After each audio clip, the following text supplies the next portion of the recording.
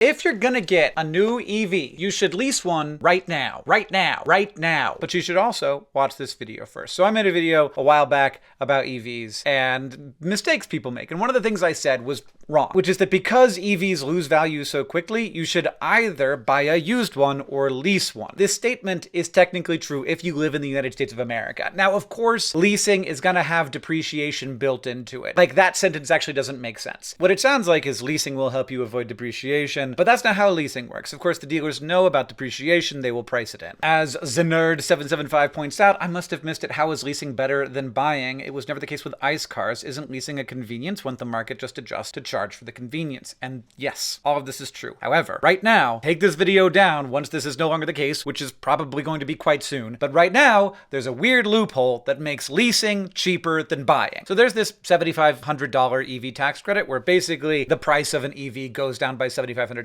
But with the Inflation Reduction Act, we made it so that that only applies in certain circumstances. It only applies if you make less than a certain amount per year, and it only applies if the components in the car meet certain requirements. And many cars do not yet meet those requirements. And in fact, probably never will, because this is going to be scrapped completely, despite the fact that this is industrial policy that increases manufacturing in the US, not just manufacturing, but next level future manufacturing that we need to be competitive in. And everyone knows that China's already ahead of us in EV manufacturing and battery manufacturing, but whatever. But that's not my point. My point is that there is an exception, that you can still have the $7,500 tax credit if it's part of like a fleet of cars, like if you're a corporate buyer buying a bunch of cars. Why did they do this? Let's just guess lobbyists said, actually, please, can we have money for our companies? And giving it to those little people, those individual humans, you can take it away from them, but don't take it away from us. We're companies. Anyway.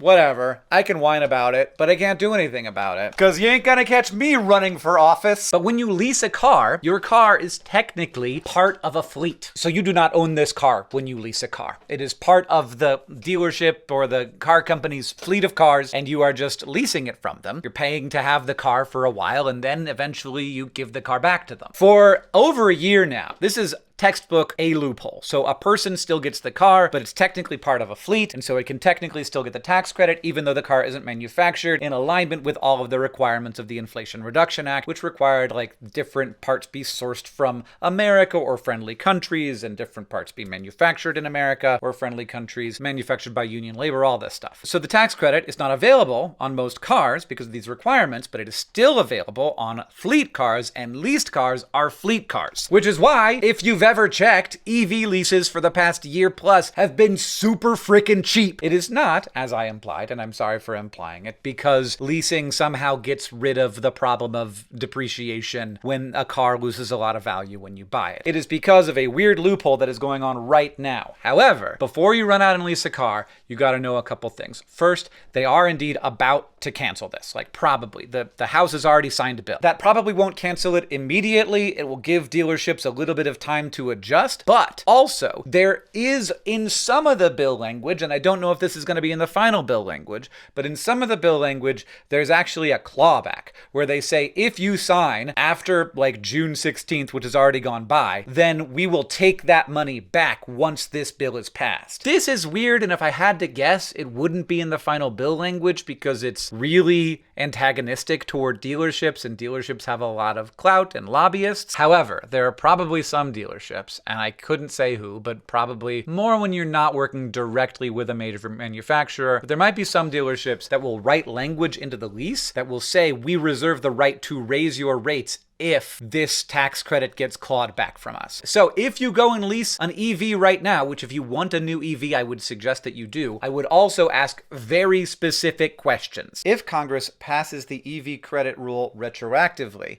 and takes away the tax credit, will this lease be affected? And if they say, yes, it will be affected, then don't get it. Go get a used EV. They're available. If they say, no, this lease will not be affected, then you're good. And you should still get that, because it would really suck to lease a car and then notice that in the fine print somewhere it was like, actually, we can raise your rates if Congress goes absolutely bananas, which, for clarity, they might. They seem to have no issue going bananas. But there are a bunch of new EV EVs that are well incentivized both by this tax credit and by dealers because they want to sell them. And because this loophole still currently exists, but though probably not for very much longer, on the order of months probably, this would be the time to do it. And now we're going to try and play connections, though my screen recording software has not been working well lately. Nope, there it went. It stopped. Ah, dang it. What the heck? Let's play it on my phone. Let's just do a screen recording on my phone. This will be weird. Solid, pod, cast, studio.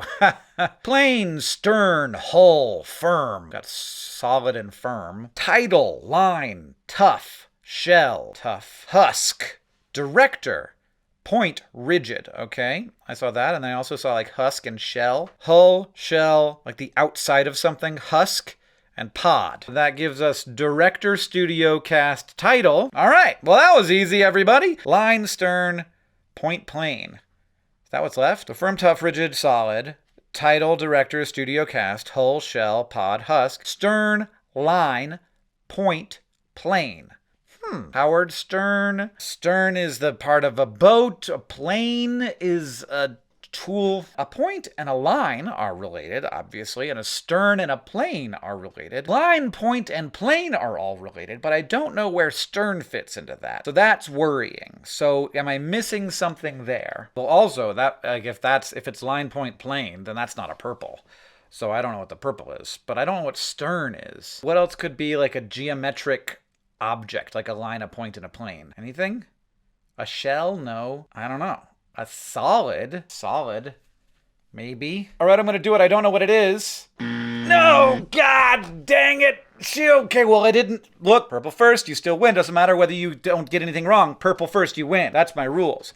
What is it then? Is it solid, rigid, tough, firm, solid, hull, shell, pod, husk, title, director, studio, cast? What the heck's going on? I don't love it. Firm, tough, rigid, solid. Yeah, those all mean the same thing. Title, director, studio, cast is definitely it. Pod, husk, hull, shell, line, point, plane. It was one away. That makes me think that it is solid, and that I'm missing something else that means solid. But everything fits. And then that would mean that stern would go. Oh, stern. Oh, stern.